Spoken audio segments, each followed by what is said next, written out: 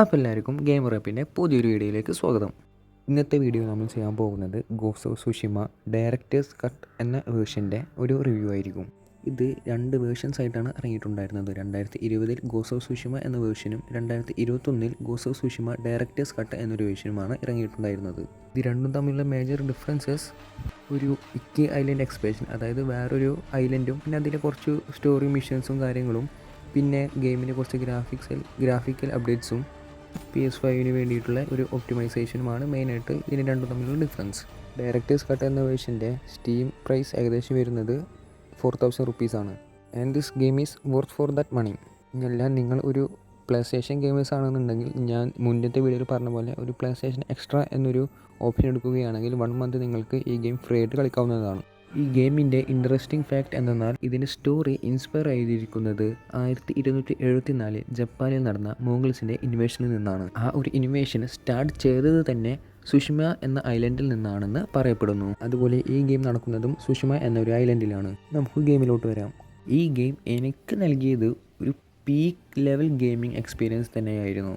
ഇതിൻ്റെ story, game play, compact experience, graphics, side missions എല്ലാം അടിപൊളിയായിരുന്നു. നമുക്ക് എല്ലാ ഏരിയാസും ഒന്ന് ഡിസ്കസ് ചെയ്യാം. ആദ്യം തന്നെ ഇതിൻ്റെ സ്റ്റോറി ലൈനെ കുറിച്ച് സംസാരിക്കാം.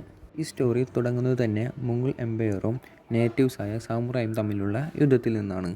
അറ്റ് ലാസ്റ്റ് ആ യുദ്ധത്തിൽ മോംഗൾസ് വിജയിക്കുകയാണ്. അവർ വിജയിച്ചത് ഒരല്പം വളഞ്ഞ വഴിയൊക്കെ ഉപയോഗിച്ചിട്ടാണ് അവർ ആ യുദ്ധത്തിൽ വിജയിച്ചത്. സാമുറയുടെ ഭാഷയിൽ പറഞ്ഞാൽ ദേ ഫൈറ്റ് വിത്തൗട്ട് ഹോണർ. ഈ സ്റ്റോറി മൊത്തത്തിൽ ഡിസ്കസ് ചെയ്യുന്നത് തന്നെ ഈ ഒരു ടോപ്പിക്കിനെ കുറിച്ചിട്ടാണ്, അതായത് ഒരു ഹോണർ. ഇതെന്താണെന്ന് വെച്ചാൽ ഇതൊരു സാമുറയുടെ ഒരു കോഡാണ്. അതായത് ഇവർ ഫൈറ്റ് ചെയ്യുമ്പോൾ ഇവർ പാലിക്കേണ്ട കുറച്ച് കാര്യങ്ങൾ, ലൈക്ക് പിന്നിൽ നിന്നും ഫൈറ്റ് ചെയ്യാൻ പാടില്ല, സ്റ്റെൽത്ത് കിൽസ് പാടില്ല, സ്റ്റാൻഡ് ഓഫിന് വിളിച്ചാൽ അതിന് റെഡി ആയിരിക്കണം. അങ്ങനത്തെ കുറച്ച് കാര്യങ്ങളൊക്കെയാണ് ഇവർ ഈ ഒരു ഹോണർ കോഡിൽ ഉള്ളത്. അപ്പോൾ നമുക്ക് പ്ലോട്ടിലോട്ട് വരാം. അങ്ങനെ യുദ്ധത്തിൻ്റെ അവസാനം നമ്മുടെ നായകൻ്റെ അങ്കിളിനെ അവർ തടവിലാക്കുകയാണ്. ഒരു കാര്യം വിട്ടുപോയി, നമ്മുടെ നായകൻ്റെ പേര് ജിൻ എന്നും ഈ തടവിലാക്കപ്പെട്ട അങ്കിളിൻ്റെ പേര് ലോർഡ് ഷിമുറ എന്നുമാണ്. ജിൻ്റെ അച്ഛനായിരുന്നു ഇവരുടെ ലീഡർ. അച്ഛൻ മരിക്കുമ്പോൾ ജിൻ വളരെ ചെറുതായതിനാൽ ജിൻ വലുതാകുന്നത് വരെ, അല്ലെങ്കിൽ ആ റെസ്പോൺസിബിലിറ്റി ഏറ്റെടുക്കാൻ പ്രായമാകുന്നത് വരെ തൽക്കാലത്തിന് ഷിമുറയാണ് ഇവരുടെ ഇപ്പോഴത്തെ ലീഡർ.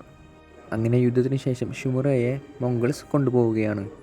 അങ്ങനെ അവൻ ഇവൻ്റെ അങ്കിളിനെ രക്ഷിക്കാൻ പോകുന്ന ഒരു ജേണിയും ആ ജേണിയിൽ നിന്ന് മീറ്റ് ചെയ്യുന്ന പല പല ക്യാരക്ടേഴ്സും ഒക്കെ തന്നെയാണ് ഈ സ്റ്റോറി ഡിസ്കസ് ചെയ്യുന്നത്.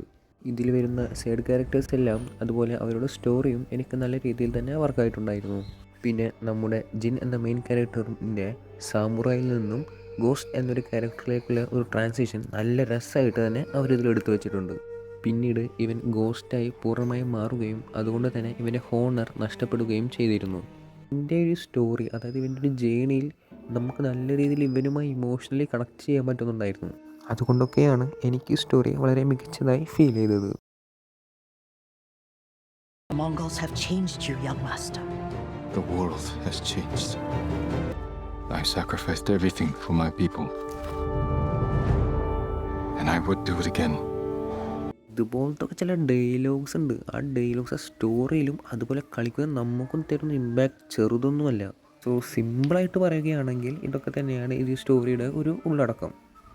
ഈ റീസൺസ് കൊണ്ടൊക്കെ തന്നെയാണ് എനിക്ക് ഈ ഗെയിം സ്റ്റോറി വളരെ മികച്ചതായി ഫീൽ ചെയ്തത്. ഇനി നമുക്കിതിൻ്റെ ഗ്രാഫിക്സും വിഷ്വൽസിനെ കൂടി സംസാരിക്കാം. ഈ ഗെയിമിൻ്റെ തന്നെ ഏറ്റവും സ്ട്രോങ് ആയിട്ടുള്ള 2 ഏരിയയാണ് ഇതിൻ്റെ ഗ്രാഫിക്സ് ആൻഡ് വിഷ്വൽസ്. നമുക്കിങ്ങനെ ഈ ഗെയിം കണ്ടുകൊണ്ടിരിക്കാൻ തന്നെ ഒരു പ്രത്യേക ഭംഗിയാണ്. ചില വിഷ്വൽസൊക്കെ ഞാനൊക്കെ ഇങ്ങനെ in the middle of the game ഞാനിങ്ങനെ നോക്കിയിരിക്കുകയാണ്. അത്രക്കും രസമായിട്ടാണ് അവർ ചില ഫ്രെയിംസും കാര്യങ്ങളൊക്കെ എടുത്തു വെച്ചിട്ടുണ്ടായിരുന്നത്. ഈ ഗെയിമിൻ്റെ ഒരു പ്രത്യേകത, നമ്മളിതിൻ്റെ ഒരു ബ്യൂട്ടി ആസ്വദിക്കാൻ തുടങ്ങിയാൽ പിന്നെ ഈ ഗെയിമിൻ്റെ ഒരു പോക്ക്, അതൊരു ആ ഗെയിം വേറെ ലെവലായിട്ടാണ് പിന്നെ നമുക്കൊരു ഫീൽ ചെയ്യുന്നുണ്ടാവുക. ഇതിൽ ഇഷ്ടപ്പെടാത്തൊരു കാര്യം ചോദിച്ചാൽ ഇതിൻ്റെ ഒരു ലിപ്സിംഗ് ആയിരുന്നു. അതായത് ഈ ക്യാരക്ടേഴ്സിൻ്റെ ഡയലോഗ് ഡെലിവറൊക്കെ എന്തോ ഒരു പ്രശ്നമുള്ള പോലെ, അതൊരു സിങ്കില്ലാത്ത പോലെയാണ് എനിക്ക് തോന്നിയത്. അത് ഇനി അടുത്ത ലാംഗ്വേജ് പ്രിഫറൻസിൻ്റെ ഇഷ്യൂ ആണോ എന്നും എനിക്കറിയില്ല. ബട്ട് സ്റ്റിൽ അതൊന്നും ഈ ഗെയിമിനെ ബാധിക്കുന്നൊരു കാര്യമൊന്നുമില്ല, അത്ര വലിയൊരു പോരായ്മൊന്നുമല്ല. Other than that this game is a visual treat. അതുപോലെ തന്നെ മികച്ചത് തന്നെയായിരുന്നു ഇതിൻ്റെ ഓഡിയോ വർക്കും BGMസും കാര്യങ്ങളുമെല്ലാം. അതുകൊണ്ട് തന്നെ ഇതിൻ്റെ വിഷ്വൽസും ആർട്ടിനും ഓഡിയോക്കൊക്കെ പല അവാർഡ്സും ഈ ഗെയിം വിൻ ചെയ്തിട്ടുണ്ടായിരുന്നു. അപ്പോൾ എനിക്ക് നിങ്ങളുടെ അടുത്ത് പറയാനുള്ളത്, just try to enjoy this game.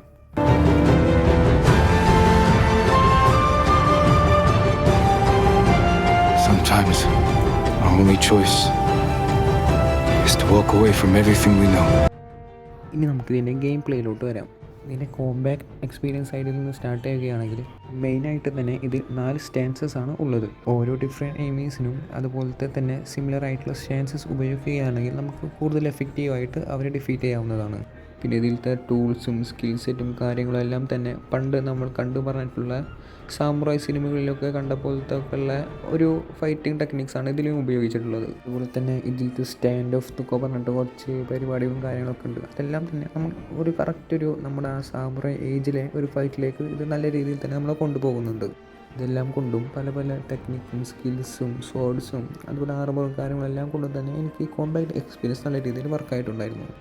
എനിമീസിനെ വല്ല ബ്രൂട്ടലായിട്ട് കൊല്ലുകയോ അല്ലെങ്കിൽ വല്ല സ്കില്ലെല്ലാം ഉപയോഗിച്ച് അവരെ കൊല്ലുകയോ ചെയ്യുമ്പോൾ അത് കണ്ടു നിൽക്കുന്ന എനിമി സ്റ്റണ്ണാവുകയും അതുപോലെ തന്നെ പേടിച്ചോടുകയും ചെയ്യുന്ന ഡീറ്റെയിലിങ്സൊക്കെ നല്ല രീതിയിൽ തന്നെ എടുത്തിട്ടുണ്ടായിരുന്നു. അതുപോലെ തന്നെ വേറൊരു ഡീറ്റെയിലിംഗ് ആയ അതായത് ഇപ്പോൾ നമ്മളൊരു ആർച്ചറിനെയാണ് ഫൈറ്റ് ചെയ്യുന്നതെങ്കിൽ അവർ ആർച്ചർ ആ ബോ ചെയ്യുന്നതിന് തൊട്ട് മുന്നേറ്റ് ഒരു ശബ്ദമുണ്ടാക്കും. അപ്പോൾ ആ ഒരു ശബ്ദം കേട്ടിട്ടൊക്കെ നമ്മൾ ഇവൈഡ് ചെയ്യുന്ന അതൊക്കെ എനിക്ക് പേഴ്സണലി കുറച്ചൊരു വെറൈറ്റി ആയിട്ട് തന്നെയാണ് ഫീൽ ചെയ്തിട്ടുണ്ടായിരുന്നത്.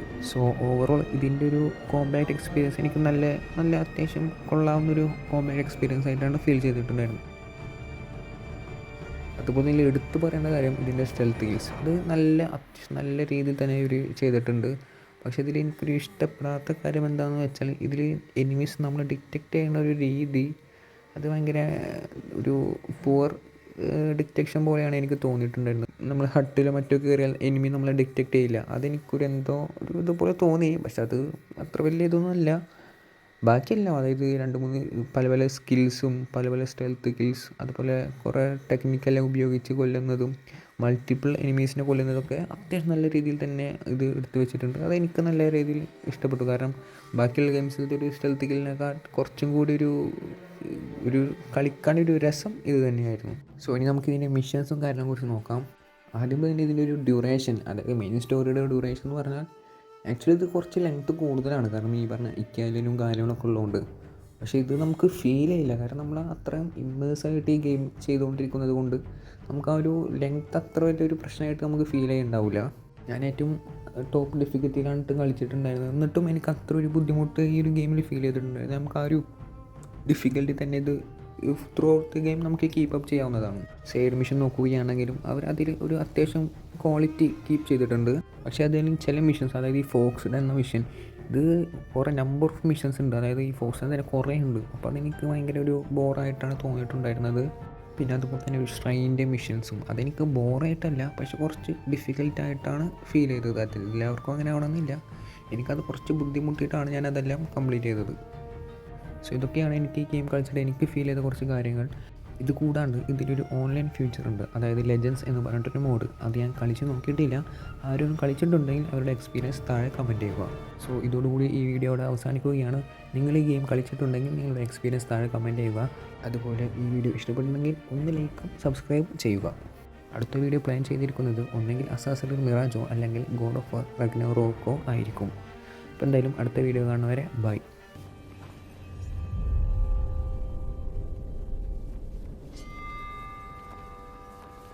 Tell him I'm coming.